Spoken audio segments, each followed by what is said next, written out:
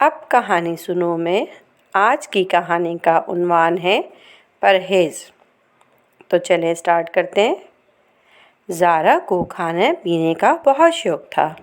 اسے جو کچھ بھی کھانے کو دیا جاتا وہ خوشی سے کھا لیتی، لیکن اس کا بھائی عادل کھانے میں بہت نخرے کرتا تھا۔ گوشت اور مرغی کے علاوہ اس کو کچھ اچھا نہ لگتا اور سبزیوں سے تو جیسے اسے کوئی دشمنی تھی۔ دادی اسے بہت سمجھاتی، دیکھو بیٹا، یہ سبزیاں اللہ تعالیٰ سے شکایت کریں گی کہ عادل نے ہمیں نہیں کھایا۔ امی بھی اسے سمجھاتی۔ کچھ دن تو اس پر اثر رہتا اور وہ بے دلی سے وہ سبزی کھا لیتا، لیکن بیگن سے تو اس کی دوستی بھی کبھی نہ ہو سکی۔ جب بھی امی بیگن پکاتی، عادل کے پیٹ میں اچانک درد شروع ہو جاتا یا پھر اس کی بھوک ہی اڑ جاتی۔ ایک اتوار کو عادل کے والدین کو ضروری کام سے کہیں جانا تھا۔ انہوں نے عادل کو علی کے گھر جانے کا فیصلہ کیا۔ دونوں بہن بھائی خوشی خوشی تیار ہو کر علی اور ندا کے گھر پہنچے۔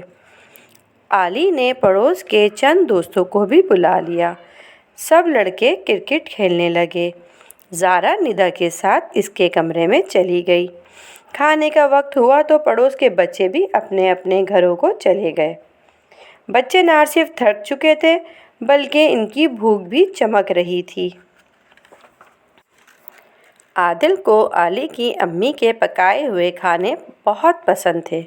اچھے اچھے کھانوں کا سوچ کر وہ کھانے کی میز پر پہنچا، لیکن میز پر ڈونگے میں بیگن کا سالن اس کا صبر کا امتحان لے رہا تھا۔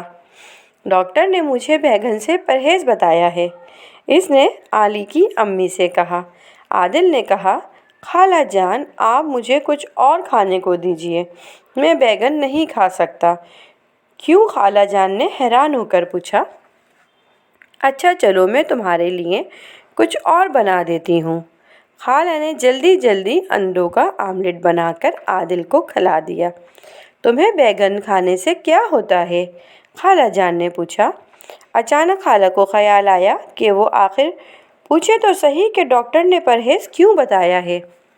زارا نے سر جھکا کر مسکرانا شروع کر دیا اور عادل نے نہ صرف چٹکی کاٹی بلکہ گھور کر اپنی بہن کو دیکھا۔ اس نے بہت سوچ کر خالہ کو بتایا، خالہ جان بیگن کھانے سے مجھے ملیریا ہو جاتا ہے۔ لیکن خالہ بولی، اچھا، اور سب ہنس پڑے۔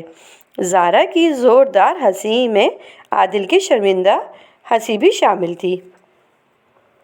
پیارے بچوں، اللہ تعالیٰ کی عطا کی ہوئی ہر نعمت کو ہمیں شکر کے ساتھ کھانا چاہیے، کیونکہ ہر چیز میں اللہ نے ہمارے لیے کوئی نہ کوئی فائدہ ضرور رکھا ہے۔ ہر چیز کو متوازن طور پر کھانا ہمارے لیے بہت بہتر ہے، سوائے گوشت کے کہ آپ صرف گوشت استعمال کریں۔ اللہ نے گوشت میں بھی فائدہ رکھا ہے اور سبزی میں بھی، دالوں میں بھی، چاول میں بھی۔ تو پیارے بچوں، ہمیں چاہیے کہ ہم ایک اچھے بچے کی طرح اللہ کی ہر نعمت کا شکر ادا کرتے ہوئے ہر نعمت کا ذائقہ چکھیں اور اللہ کا شکر ادا کریں۔